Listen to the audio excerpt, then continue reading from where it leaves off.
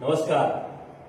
દરેક ખેડૂતોને હું કહેવા માંગુ છું કે બોટાદની જે ઘટના બની છે એ ખૂબ જ નિંદનીય છે અને એના માટે એડવોકેટની ટીમ તમારા બધા માટે તત્પર છે અને વિનામૂલ્યે સેવા આપવા માટે તૈયાર છે. તો મિત્રો, બોટાદમાં જે ખેડૂતો માટે અન્યાય થયો છે અને જે નિર્દોષ ખેડૂતોને પૂર્યા છે તેમની વાળે આવી ગયા છે હવે બોટાદના એડવોકેટર, જે ખેડૂતોને સામે એક પણ રૂપિયો લીધા વગર કેસ લડશે. તો આ વિડીયો સંપૂર્ણ જોજો, આપણે આગળ તમને બતાવીશું અને આ વિડીયો બને ત્યાં સુધી તમામ ખેડૂત મિત્રો સુધી પહોંચાડ્યો.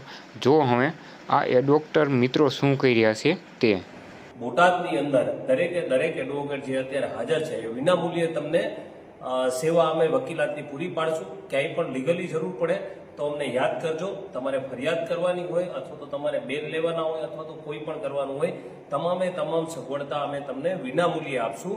દરેક વકીલો છે કે જેમ કે પંકજભાઈ છે, મિહિરભાઈ છે, પારસભાઈ છે, યાદવ સાહેબ છે અને તમામ વકીલો અને બોટાદના હાજર છે તમામ વકીલો ખૂબ મહેનત કરે છે અને ખેડૂતોની ચિંતા કરે છે. તો કોઈ ખેડૂતોએ મૂંઝાવાની જરૂર નથી.